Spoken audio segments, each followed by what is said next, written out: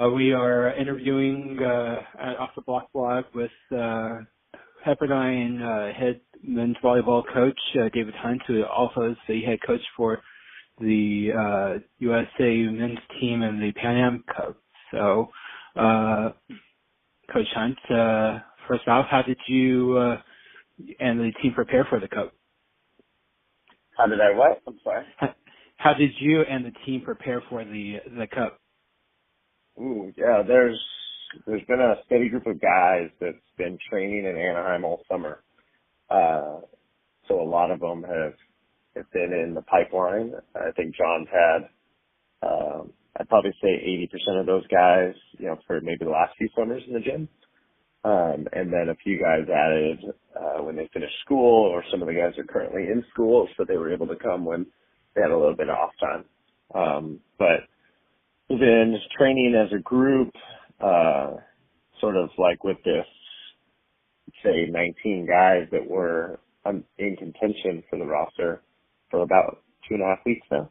So I'd say for the last 2.5 weeks we have been getting after it in terms of knowing these are the guys that we want to take and we're evaluating, and our staff is with them.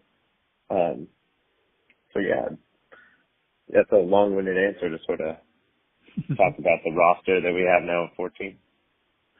Oh, we'll get more into the players specifically, and also your conversations with Coach Sparrow. But let's talk a little bit more about the Cup. It's been 6 years since the USA has won the Cup. What is the biggest challenge, and how do you overcome that challenge this time around? Yeah, no, I haven't been there yet. On the men's side, I was there on the women's side. So John Hawks, who's helping coach this group, he was there in 2009, 2010, I think he said. So he's been really valuable to have in terms of bouncing ideas off of, not just because of his volleyball knowledge, but also his knowledge of the tournament. Rob Nielsen, who was the head coach of the group last year, has been in the gym, obviously, with the World Championship group, so it's been good to see him and pick his brain a little bit. And so I have a general idea of what we might see and might expect, but a lot of unknowns right now. So we're digging up some rosters of teams that are in our pool. They're just online earlier today, trying to figure it all out and see who might be bringing who.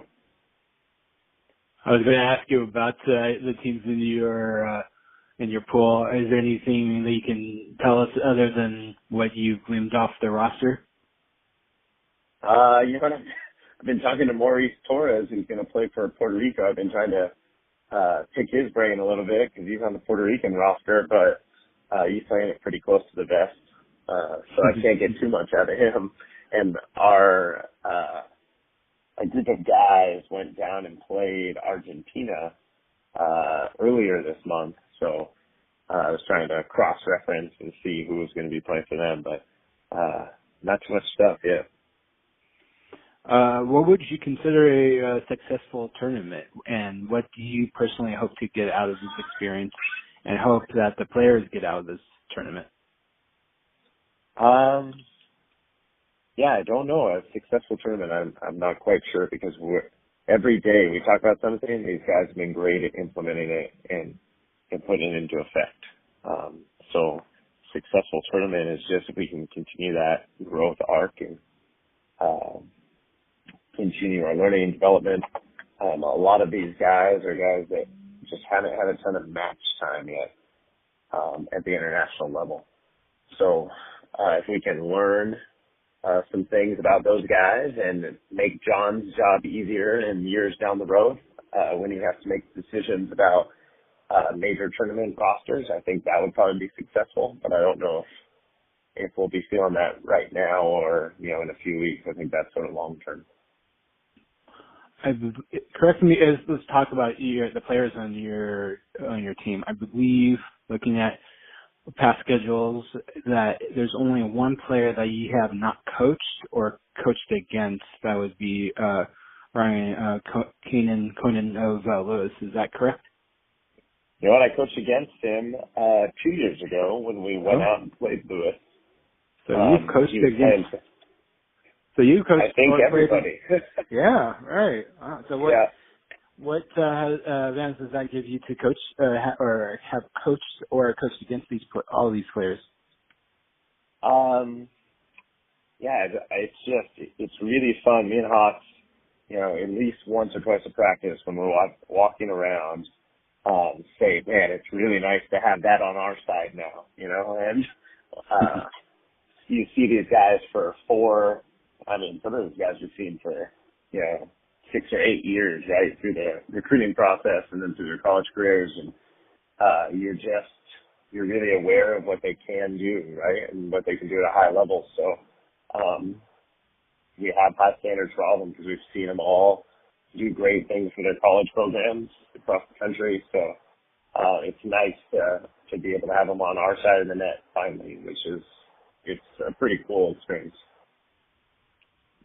And if I'm not mistaken, you have 3 active players on your roster, Ryan, as well as obviously Davidson, your gym all the time, and Kyle D'Agostino up on the farm. How much of a learning curve is it for those players that are still in college versus and how did they come up to speed playing international matches like these?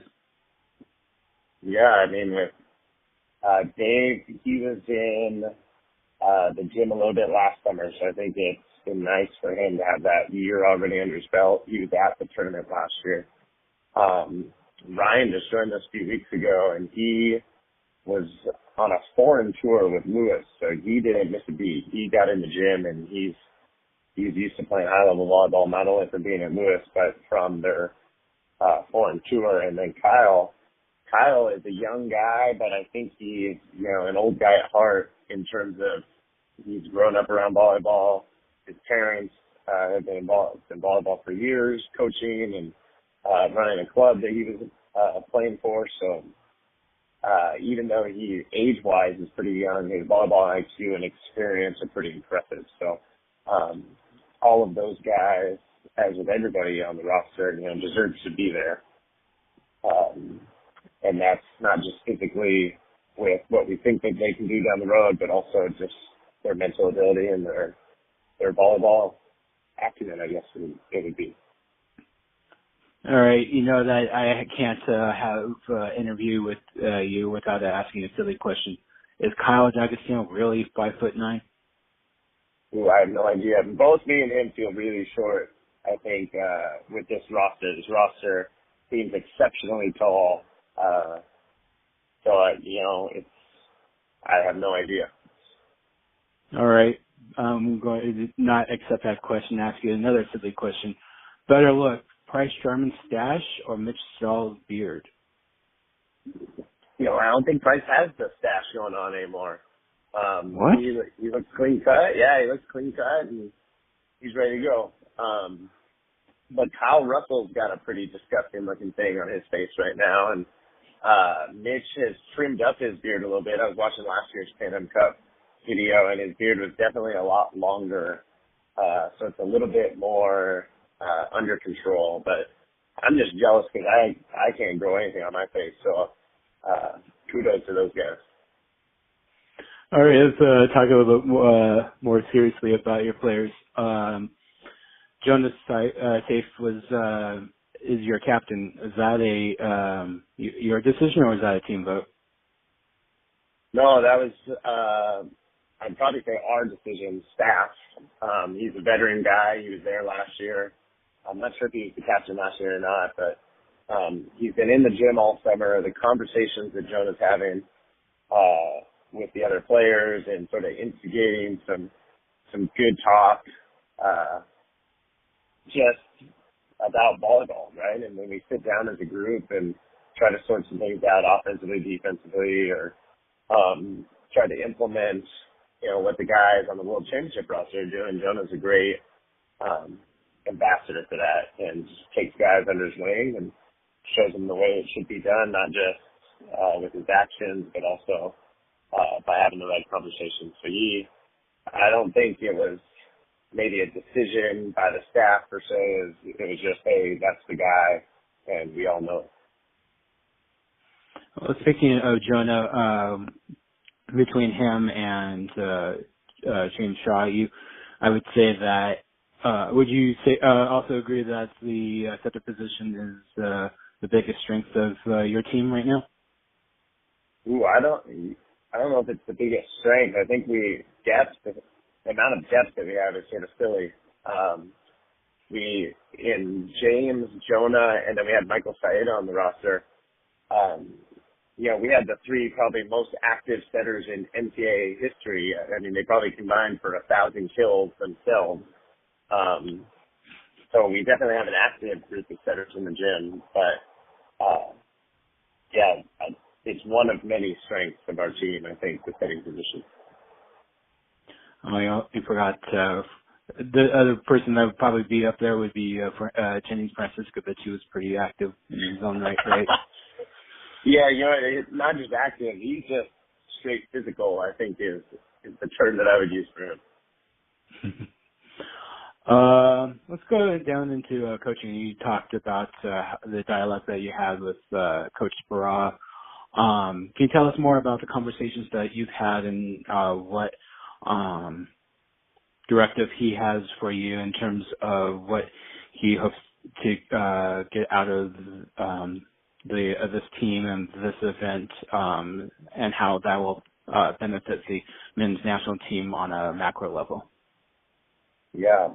So John's extremely busy with lots of things, right? He's not only is he prepping for world champs, but he's on the forefront of trying to get men's volleyball to grow in our country. So he's doing lots of things. So our conversations, it's really me just trying to soak it in and soak in sort of what his vision is for the program, and he can clearly articulate his vision, not only physically, but then culturally for the guys, the team, the entire program. So that guides me and John Hawk's conversations really easily. And,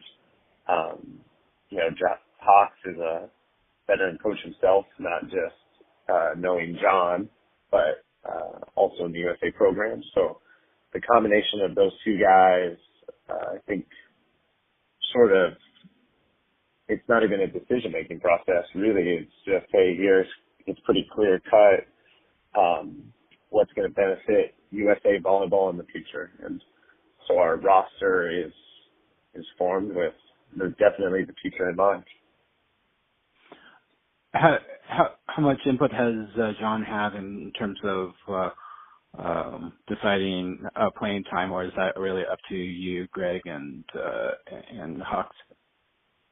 No, yeah, he's given us a lot of the latitude to make those decisions. He's given me, in my conversations with him, incredible latitude to do what I need to be successful, but also has given me, like I said, that sort of parameters on, hey, here's the culture that I see, here's what I see for the men's national team. So it's pretty impressive he's been doing it for many years, his involvement with the U.S. team, obviously as an assistant, now as the head coach. So, he's given me a lot of latitude to make those decisions. You really have been blessed with great mentors. Well, John has obviously you detailed that just right now, but also we all know that Marv has been a huge mentor in your life. Has he had any influence in preparing you specifically for this event? You're talking about Marv? Yeah. You know better than anybody. Probably everything I do, he's had an influence over, right? Yeah. But I think after my experience in 2016 at the Olympics, it became pretty clear why Marv values the things that he does, both in athletes and in training. I don't know if he's, necessarily, shaped me to coach a Pan Am Cup team or something, but I think the principles that maybe he values in coaching and in athletes transcends the level of volleyball, and it's it's on a higher scale of just elite athletes, right? What makes elite athletes. And I think that's the unique thing about Marv is he can connect with all different types of athletes, but everything is based around working with the elite ones. And last question, you spoke glowingly over about Hawks, but you have another assistant helping you, Greg Walker. He just announced last month that he's joined USC as their new assistant coach. Can you tell us about your experience with him and what Greg brings to the table, not just for the Pan Am Cup, but also for USC? Yeah, you know what? I haven't been in the gym with Greg that long. He's only been here about a day and a half for us. He was a late addition. We had somebody drop out, and Greg was willing to step in, and Jeff was kind enough to let Greg join us, after he just got to USC. So it's a huge thanks to Greg and Jeff for doing that. But, I think it's pretty well known. Maybe it's well known what he's done internationally with our sitting team. And I think he definitely has an energy and a passion about volleyball when I talk to him, but I've talked to him recruiting-wise over the last few years. So I'm excited, one, to be around him as a person for the next few weeks, and then to hear his thoughts about the game, his thoughts about the team, because now he's going to view these guys through just a fresh lens where me and Hawks have been in the gym for a few weeks with these guys, so we sort of know where they're at, or you've sort of seen, areas that they're working on. Maybe they're not so clean at it or so good at it yet. Now Greg's going to be able to come in with a fresh pair of eyes and maybe remind us of some of the good things that we're doing, or just give us a fresh perspective. So I'm excited about that. But just as a person, I'm excited to be around him for the next few weeks. Well, I've taken up enough of your time. Thank you for taking time out of your very busy schedule to discuss the upcoming Pan Am Cup tournament, and we wish you and the team the best of luck. All right. Thanks, Sean.